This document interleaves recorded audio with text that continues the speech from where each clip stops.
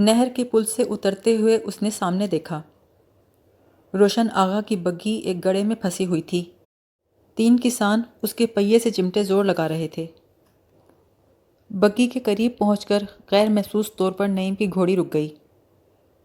عذرا کی ادھیڑ عمر خوبصورت خالہ پردہ اٹھائے باہر دیکھ رہی تھی۔ بڑی اپنائیت سے مسکرائی۔ نعیم، کہاں جا رہے ہو؟ وہ جواب دیے بغیر کھڑا رہا۔ تم نے کراس جیتا تھا؟ خالہ کے پیچھے اسے عذرا کا چہرہ نظر آیا۔ عذرا نے سوچا، تمہارا محبوب نام، بہت پرانے خواب کی طرح محبوب اور خوبصورت۔ خالہ کے منہ سے سنا، میں نے چونک کر دیکھا تم سامنے کھڑے تھے، ہمیشہ کی طرح دلکش، اداس۔ اس سے پہلے بھی میں نے تمہیں دیکھا ہے۔ کہاں؟ سبزے پر، پہاڑوں پر، برف میں چلتے ہوئے۔ جب لکڑی کے برآمدے میں موڑے پر بیٹھ کر ٹین کی چھت پر برستی بارش کی آواز میں نے سنی تو تم گزرے تھے۔ نیچے مکئی کے کھیت میں باغ بول رہا تھا، تم گزرے تھے۔ رات چاروں طرف پھیل گئی تھی۔ ہم نے شکار کیے ہوئے پہاڑی بکرے کا شوربہ پیا تھا۔ بازاروں، گلیوں میں، ریل گاڑی میں، مجھے یاد نہیں کتنی بار کہاں تمہیں دیکھا ہے، لیکن میں تمہیں جانتی ہوں۔ تم روشن پور کے رہنے والے ہو اور بہت زود رنج ہو۔ تم نے ایک بازو گنوا کر ایک کراس حاصل کیا ہے۔ تم روشن پور سے چلے گئے تھے۔ تم سے کس نے کہا تھا؟ تمہیں محبت کرنے کا ڈھنگ آتا ہے؟ یہ کیسا ڈھنگ تھا؟ تم سیدھے چلے گئے۔ اسی لیے تم بھگت رہے ہو۔ بات یہ ہے، تم بے حد قدیم اور بے حد خالص مرد ہو۔ میں نے کچھ نہیں کہا تھا، غلطی تمہاری تھی۔ تمہارا یہ کمبخت، مغرور، مردود سر۔ خدایا! نعیم نے گھوڑی کو پکی سڑک پہ ڈال دیا تھا، لیکن اسے محسوس ہوا وہ بہت تھک گیا ہے، ایک پل کو بھی سواری نہیں کر سکتا۔ اس نے گھوڑی روکی اور ایک دیوار کے ساتھ بیٹھ گیا۔ اس نے دائیں ہاتھ سے بڑی مضبوطی سے لکڑی کی کلائی کو تھام لیا۔ پھر اس نے لکڑی کو بازو سے علیحدہ کیا۔ وہ پہلی بار اسے غور سے دیکھ رہا تھا۔ انگلیوں کے جوڑوں پر نہایت کاریگری سے انسانی جلد کی جھریاں بنی تھیں۔ ناخن گول اور خوبصورت تھے، کلائی پر ابھرتا ہوا صحت مند گوشت تھا، ہتھیلی پر لکیریں۔ یہ سب اس نے اس وقت بھی نہیں دیکھا تھا جب وہ بمبئی کے ہسپتال میں اسے فٹ کروا رہا تھا۔ لکڑی کے کھلے ہوئے چوڑے ہاتھ میں سے ایک چہرہ ابھرا۔ اس چہرے کے شدید حزن اور بے کسی کو محسوس کر کے لکڑی کے ہاتھ پر نعیم کی گرفت مضبوط ہو گئی۔ سورج ڈھل رہا تھا جب وہ نقشے کے مطابق شہر کے چوراہے پر پہنچا۔ کچھ ہی دیر بعد وہ اپنی منزل پہ کھڑا تھا۔ یہ ایک پرانی طرز کا 2 منزلہ اینٹوں کا بنا ہوا مکان تھا۔ مکان کی حالت دیکھ کر لگتا تھا اس کی مرمت کی طرف زیادہ توجہ نہیں کی گئی۔ گھوڑی پہ بیٹھے بیٹھے اس نے دروازہ کھٹکھٹایا۔ ایک پستہ قد سفید بالوں والے بڈھے نے دروازہ کھولا، جس نے ریلوے ملازم کی سی وردی پہن رکھی تھی۔ نعیم بولا، میں روشن پور سے آیا ہوں، مجھے ماسٹر ہری چند نے بھیجا ہے۔ بڈھے نے ایک طرف اشارہ کیا، گھوڑی کو یہاں باندھ دو، ہمارے ہاں سوار بہت کم آتے ہیں۔ صحن کے سامنے والے دروازے پر ایک دراز قد، دبلا پتلا، زرد سا آدمی کھڑا تھا۔ اس نے گرم جوشی سے مصافحہ کیا۔ میں ضلع کمیٹی کا اسسٹنٹ سیکرٹری ہوں، میرا نام بالک مند ہے۔ وہ نعیم کو ساتھ لیے مکان کے پچھلے کمرے میں آیا۔ اس کمرے کی چھت نیچی تھی۔ 2-3 جگہ کیکر کے پتلے تنے چھت کو سہارا دینے کے لیے زمین پہ کھڑے تھے۔ درمیان والے تنے سے مٹی کے تیل کی لالٹین لٹک رہی تھی۔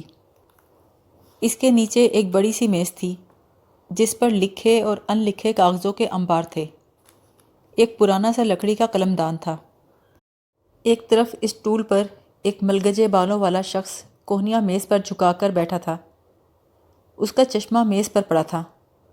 اس کا چہرہ میلا سنبھلایا ہوا تھا۔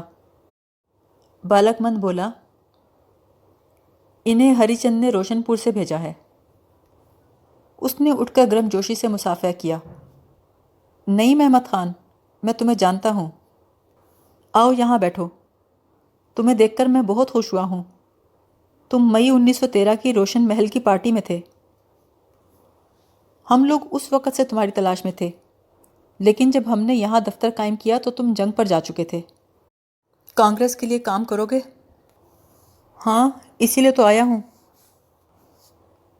دیکھو نعیم، ہمارے پاس فنڈز نہیں ہیں، ہم صرف روٹی اور کپڑا دے سکتے ہیں، اور ہو سکتا ہے تمہاری کراس کی زمین چل جائے، میرا مطلب ہے ضبط ہو جائے۔ نعیم نے اس کی بات کاٹ کر کہا، اس سے کوئی فرق نہیں پڑتا۔ وہ اسٹول گھسیٹ کر نعیم کے قریب ہو گیا۔ ہمیں تعلیم یافتہ نوجوانوں کی سخت ضرورت ہے۔ تم ہمارے کام کے لیے موزوں ترین شخص ہو، مگر ابھی تمہیں تربیت کی ضرورت ہے۔ تم 15 دن یہی رہو، بالک مند تمہیں سب کچھ بتا دے گا۔ درمیانی کمرے میں آ کر بالک مند نے لالٹین روشن کی۔ کمرے میں صرف ایک چارپائی تھی جس پر بستر تھا۔ بالک مند نے اشارہ کیا، تم اس پر سو سکتے ہو، یہ میرا بستر ہے، جوئیں ووئیں نہیں ہیں، بے فکر ہو کے سو جاؤ۔ تم کہاں سو گے؟ میں بھی کہیں سو جاؤں گا، اس نے لاپرواہی سے کہا۔ نعیم نے ٹوپی اتار کر گرد آلود چہرہ صاف کیا اور بستر کے کونے پر بیٹھ کر بولا، میں سویر سے بھوکا ہوں۔ کچھ دیر بعد بالک مند گوبھی کے شوربے کے ساتھ سرخ ابلے ہوئے چاول لے کے آیا۔ کھانے کے بعد بالک مند نے ہاتھ کا بنا ہوا سگریٹ پیش کیا جس کا کاغذ خاصا ردی تھا۔ 2 ہفتے کی ٹریننگ کے بعد نعیم کو کام پر روانہ کرنے سے پہلے سیکرٹری سے ملاقات ہوئی۔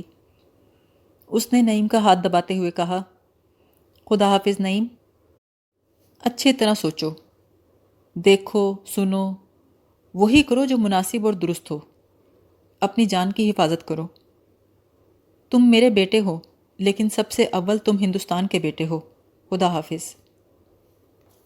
دروازے پر بالک مند نے رخصت کرتے ہوئے اسے کہا، نعیم تم بہت خطرناک لوگوں میں جا رہے ہو، مگر ہم میں سے کسی کو یہ کام کرنا ہی تھا۔ تمہاری زندگی جتنی تمہارے لیے قیمتی ہے اس سے کہیں زیادہ ہمارے لیے قیمتی ہے۔ میں دعا کروں گا تم ہندوستان کی آزادی اپنی آنکھوں سے، اپنے وجود کی پوری قوتوں سے دیکھو۔ دہشت گردوں کے ان گروہ کے ساتھ رہتے آج نعیم کو 40 روز ہو گئے تھے۔ اس نے جھلا کر سوچا، 40 دن گزر گئے اور میں کچھ بھی نہیں کر سکا۔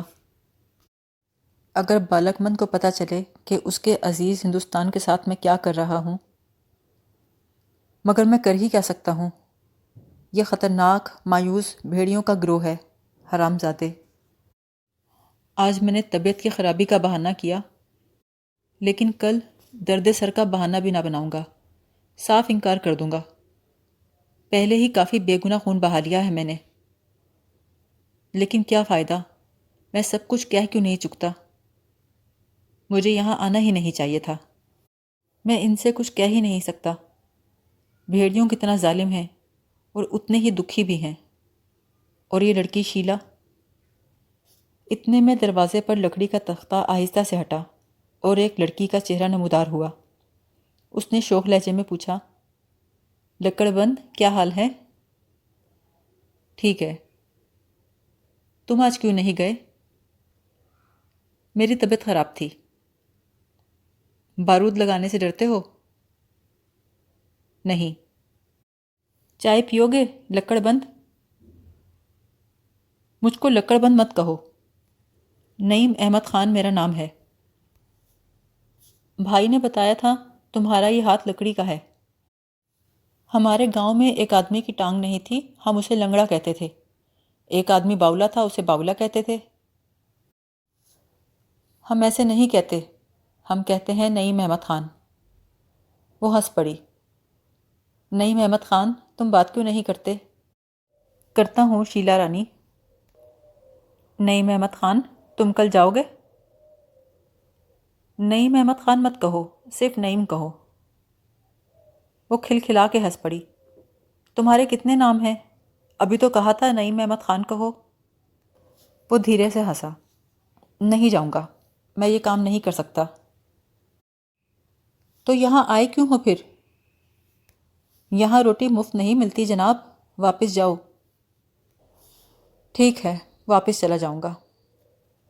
لڑکی کھڑی آنکھیں جھپکاتی اسے دیکھتی رہی، پھر بولی، ایک بات بتاؤ، مجھ سے ملنے کے لیے یہاں رہ گئے تھے نا؟ نہیں، میری طبیعت خراب تھی۔ وہ ایک دم بجھ گئی۔ اچھا؟ نعیم دھیرے سے ہنسا، اس کی تھوڑی کو چھو کر بولا، اچھا مانا تمہارے لیے ٹھہر گیا تھا، ٹھیک ہے؟ شیلا کھڑکی سے باہر دیکھ رہی تھی۔ نعیم بولا، کیا دیکھ رہی ہو؟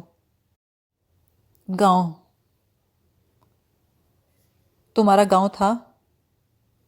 ہاں، بڑا زرخیز گاؤں تھا، ناگپور کے قریب۔ گاؤں میں کون تھا جسے یاد کرتی ہو؟ کوئی بھی نہیں، مدن گھر سے بھاگ گیا تھا۔ میں اکیلی رہتی تھی۔ گاؤں میں ہر سال ہیضہ پھیلتا تھا۔ پہلے سال ماں مری، دوسرے سال باپ بھی مر گیا، پھر مدن آ گیا۔ مجھے بتایا تھا مدن نے۔ چاند کی آخری تاریخیں تھیں، ستاروں کی مدھم روشنی ہر طرف پھیلی ہوئی تھی۔ سامنے پہاڑی پر نیچے اوپر بنے مکانوں میں دیے جل رہے تھے۔ جس گھر میں نعیم موجود تھا اس کی کھڑکی کے نیچے پہاڑی جھرنا بہتا تھا۔ پتھروں پر بہتے ہوئے پانی کی کھنک دور چلتے ہوئے رہٹ کی آواز جیسی تھی۔ ایک پرندہ پھڑپھڑا کر کھڑکی کے سامنے سے گزرا۔ لڑکی نے سہم کر کہا، میں جاؤں؟ نہیں، ٹھہرو، وہ لوگ آنے والے ہیں۔ وہ کمرے سے نکل گئی۔ بارش شروع ہو چکی تھی۔ آدھی رات کے قریب وہ تینوں آ گئے۔ کمرے میں داخل ہو کر انہوں نے دیا روشن کیا۔ اقبال نے قمیص آتش دان پر پھیلاتے ہوئے سوال کیا، بارود گلی تو نہیں ہو گئی؟ بنرجی نے قمیص کا دامن جھٹکا اور کمر پہ سے بارود کی پیٹی کھولتے ہوئے بولا، نہیں، میرے پیٹ پر تھی۔ اقبال بولا، آتش دان سے اسے دور رکھنا۔ نعیم دیوار کے سہارے گھٹنوں کے گرد بازو لپیٹے بیٹھا تھا۔ مدن کی بالوں سے پانی کے قطرے ٹپک رہے تھے۔ وہ آتش دان کے نزدیک بیٹھا آگ جلانے کی کوشش کر رہا تھا۔ اقبال نے کمر سے پستول کھول کر کیل پر لٹکایا۔ کیا کرتے رہے نعیم تم؟ کچھ نہیں، بس سوچتا رہا۔ بنرجی بولا، بہتر ہے سوچنا چھوڑ دو۔ تو سوچنا چھوڑ کر تم خوش ہو مادھوکر؟ اس نے کوئی جواب نہ دیا۔ مدن نے شیلا کو آواز دی اور نرمی سے کہا، کچھ کھانے کو دو۔ کچھ دیر بعد بڈھا ہاتھ میں کھانے کا برتن لیے داخل ہوا۔ آج آلو پکائے ہیں لونڈو۔ ایک گندا سا برتن آلو کے سرخ شوربے سے بھرا ہوا تھا، اس میں بھاپ اٹھ رہی تھی۔ کمرے میں موجود چاروں مرد اپنی اپنی مصروفیت چھوڑ کر برتن کے گرد جمع ہو گئے۔ بڈھے نے اپنے فوجی کوٹ کی جیب سے چند روٹیاں نکال کر انہیں دیں۔ وہ تھکے ہوئے جبڑوں کے ساتھ کھانا چباتے رہے۔ لگاتار بارش کی ہلکی اور مسلسل آواز کمرے کی خاموشی اور اداسی میں اضافہ کر رہی تھی۔ کمرے کے اندر چیڑ کی لکڑی کے جلنے کی آواز تھی اور کھانا کھانے کی آوازیں۔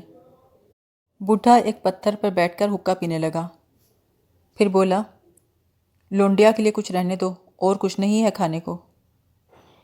چاروں مردوں نے اسے گھور کر دیکھا اور سب نے ایک ساتھ ہاتھ کھینچ لیے۔ برتن بڈھے کے حوالے کر کے وہ آگ کے قریب بیٹھ گئے۔ نعیم نے اقبال کو مخاطب کر کے پوچھا، آج کیا رہا؟ اقبال آہستہ سے بولا، ہم نے ایک آدمی کو خاموش کر دیا۔ کون تھا؟ اقبال کی بجائے مدن نے جواب دیا، چوکیدار تھا۔ لیکن مارا کیوں؟ ہم سے غلطی ہوئی، وہ ہوشیار ہو گئے تھے۔ نعیم نے بہت نرمی سے کہا، تو اقبال اسی وجہ سے خوفزدہ ہے۔ مادھوکر حیرت سے بولا، خوفزدہ؟ اور اقبال؟ وہ ایک مچھر کی طرح قتل کر سکتا ہے، پتہ ہے تمہیں؟ نعیم نے ہاتھ گرم کرنے کے لیے آگ کی طرف پھیلایا اور بولا، تم کسی انسان کو مچھر کی طرح نہیں مار سکتے۔ بہت سے مچھروں کو یا بہت سی چوٹیوں کو آسانی سے مار سکتے ہو، لیکن ایک کو نہیں، خاص کر جب کہ وہ آدمی بے گناہ تھا، مزدور یا کسان یا غریب جو کوئی بھی تھا۔ اب وہ ہمیشہ اس کے خواب میں آیا کرے گا۔ مادھوکر نے بلند قہقہہ لگایا، بے گناہ آدمی؟ ہاں ہاں ہاں ہاں، اچھا بے گناہ آدمی۔ نعیم دھیمی آواز میں بولا، میں آج سوچ رہا تھا ہم لوگ میدانوں میں کیوں نہیں چلے جاتے؟ مدن نے گرم اینٹ سے اپنی سکائی کرتے ہوئے کہا۔ کیوں؟ کیا فرق پڑتا ہے؟ یہ جگہ محفوظ ہے۔ نعیم بولا، محفوظ تو ساری دنیا ہے، جہاں کھانے کو ملتا ہے وہی جگہ محفوظ ہے۔ مدن بولا، کھانے کو کسے ملتا ہے؟ ہمیں؟ مزاروں کو؟ کون دیتا ہے کھانے کو؟ تم چاند سے آئے ہو یا میدانوں میں سے؟ تمہیں وہاں کھانے کو ملتا تھا اور وہ جگہ تمہارے لیے محفوظ تھی، تو پھر تم یہاں آئے کیوں ہو؟ سنو نعیم، کھانے کو تو بیلوں کو بھی ملتا ہے، مگر بیلوں اور انسانوں میں بڑا فرق ہے۔ انسان کی پگڑی سر پر ہوتی ہے، اس کے گلے میں نہیں ہوتی۔ نعیم نے ہاتھ اٹھا کر اسے چپ کرایا اور بولا، لیکن عزت اور آبرو کے لیے بہت بڑی جنگ کی ضرورت ہے۔ جیسی جنگ میں نے دیکھی ہے نا، اس سے بھی بڑی۔ ہمارے پاس تو ہتھیار بھی نہیں ہیں اور ہم کمزور ہیں، لیکن پھر بھی نیچے جا کر ہم ایک بڑی جنگ شروع کر سکتے ہیں، بغیر اسلحے کے، لیکن لاکھوں اور کروڑوں لوگوں کو ساتھ ملا کر۔ مدن جھلا کر بولا، نیچے جا کر ہم انہی لاکھوں کروڑوں میں شامل ہو جائیں گے جن سے ہم بھاگے ہیں، پھر سے بیلوں کی طرح کام کریں گے۔ جانتے ہو نا کتنی محنت کرتے ہیں اور کھانے کو کتنا ملتا ہے، کتنے گھنٹے کام کرتے ہیں اور کتنے گھنٹے سوتے ہیں۔ کام کرتے کرتے کسانوں کی انگلیاں ٹیڑھی ہو جاتی ہیں، پیٹھ کی کھال دھوپ میں جل جاتی ہے، ان پر اتنا قرضہ ہوتا ہے کہ 7 پشتیں بھی ادا نہیں کر سکتی۔ تم نے ان کے مالکوں کے مکان دیکھے ہیں؟ مالکوں کی زمینیں اور مویشی؟ جتنا دودھ روز ان کے گھر میں جاتا ہے اتنا تم نے ساری عمر میں بھی نہیں پیا ہوگا۔ کیا بات کرتے ہو نعیم تم؟ اوہ مدن، آخر ان لوگوں سے بچ کر تم کہاں جا سکتے ہو؟ ہندوستان اتنا بڑا ملک ہے، اس میں کتنے جاگیردار، کتنے مالک اور کتنے نوکر ہیں۔ ہم چند آدمی یہاں غاروں میں چھپ کر ان کا مقابلہ نہیں کر سکتے۔ اس طرح تو ہم اپنے والدین سے بھی بدتر زندگی بسر کر رہے ہیں۔ ان لوگوں نے محنت کی اور خاموش رہے، اور ہم کیا کر رہے ہیں؟ نہ محنت نہ جنگ، ہم تو درندے بن گئے ہیں۔ ماتھوکر بولا، درندے کم سے کم بغاوت تو کر سکتے ہیں، بیل تو بغاوت نہیں کرتے۔ میں نے ایک بار سرکس میں دیکھا کہ شیروں نے رنگ ماسٹر پہ حملہ کر دیا۔ تم نے کبھی کسی بیل کو کسی مالک پہ حملہ کرتے دیکھا؟ نہیں نا، بیل صرف آپس میں لڑتے ہیں۔ اس لیے بیلوں سے انسان بننے سے پہلے انسان کو درندہ بننا پڑتا ہے۔ نعیم پھر نرمی سے بولا، دیکھو مدن، ہماری اصل جنگ ان سے ہے جنہوں نے ان مالکوں کو مالک بنایا ہے۔ یہ وہ ہیں جو کاریگروں کے ہاتھ کاٹ دیتے ہیں اور سوچنے والوں کے دماغ شل کر دیتے ہیں۔ وہ غیر ملکی ہیں جو ہمارے ملک کو غریب کر رہے ہیں۔ ان سے لڑنے کا طور طریقہ تم نہیں جانتے۔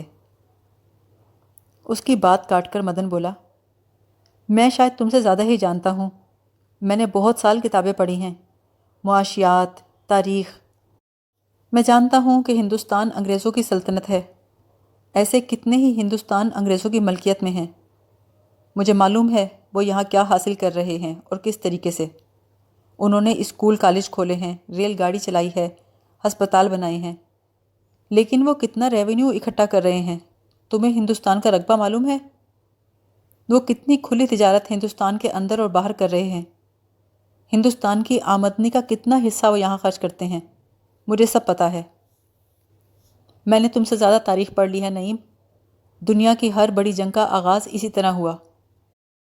دیکھو، غلامی اور ظلم سے سوئے ہوئے دماغ اور ہاتھ پاؤں تقریروں یا جلسے جلوسوں سے نہیں جاگتے، اور حکومت جس کی جڑیں مدتوں سے مضبوط ہوں وہ چھوٹی موٹی باتوں سے نہیں چوکتی، ہنگاموں سے چوکتی ہیں۔ تاریخ کی کتابوں میں لکھا ہے کہ وہ لوگ جنہوں نے جنگ جیتی اسے کبھی شروع نہیں کر سکتے تھے۔ جیتنے والوں کے دماغ میں خون تھا۔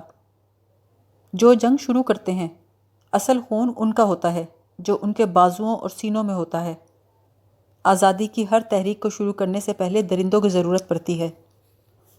نعیم نے مایوسی سے سر ہلا کر کہا، مدن، تمہارے پاس کیا تجویز ہے؟ کیا پروگرام ہے؟ تم خود اس بارے میں کچھ نہیں جانتے۔ بغیر کسی تجویز کے، بغیر ارادے کے، مارتے ہو، تباہ کرتے ہو، پچھتاتے ہو۔ تمہارے پاس محض احساس جرم ہے۔ دیکھو یہ جنگ میری تمہاری یا اقبال کی نہیں ہے، یہ ان سب کی ہے جو کھیتوں بازاروں سڑکوں ریل کے اسٹیشنوں اور بندرگاہوں پر جھکے محنت کر رہے ہیں، جن کے چہروں پر مشقت کی لکیریں ہیں، جو یہ بھی نہیں جانتے کہ ان پہ ظلم ہو رہا ہے۔ مدن اس کی بات کاٹ کر بولا، تمہارے پاس کیا تجویز ہے نعیم؟ کیا ہماری زمین ہمیں مل جائے گی؟ ہاں۔ ہم اس کے مالک بنا دیے جائیں گے؟ ہاں ہاں یقیناً۔ ملک کا ریونیو ملک پہ خرچ ہوگا، جاگیرداری ختم کر دی جائے گی۔ ہاں مدن، بالکل، جاگیردار اور مزارے کا رشتہ ختم ہو جائے گا۔ کیسے نعیم، کیسے؟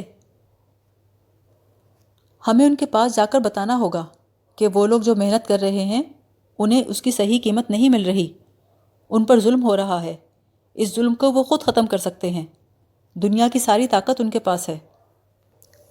مدن بولا، اور یوں بتاتے بتاتے ہم ہی جیل میں چلے جائیں گے، کچھ کیے بغیر۔ کچھ کیے بغیر کیوں؟ جیل جانے سے پہلے پہلے ہم ہندوستان بھر میں آگ لگا سکتے ہیں اپنی باتوں سے۔ تم چلے جاؤ گے، میں چلا جاؤں گا تو وہ دوسرے لوگوں کو بتائیں گے، جب وہ چلے جائیں گے تو وہ دوسروں کو بتائیں گے۔